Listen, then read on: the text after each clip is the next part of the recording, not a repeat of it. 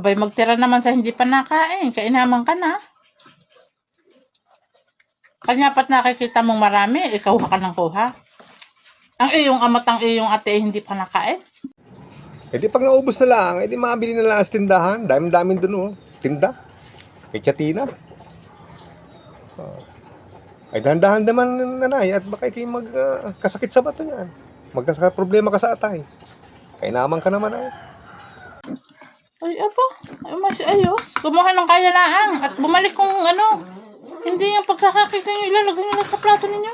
Dami-dami yung nasabi. Oh, sa uli ko na. Minsan lang mag-ulam ng asin. Ganyan pang agawin mo.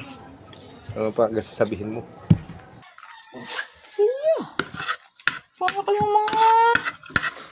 gugutuman. Pasal na pasal. Nakakaano ako nila eh.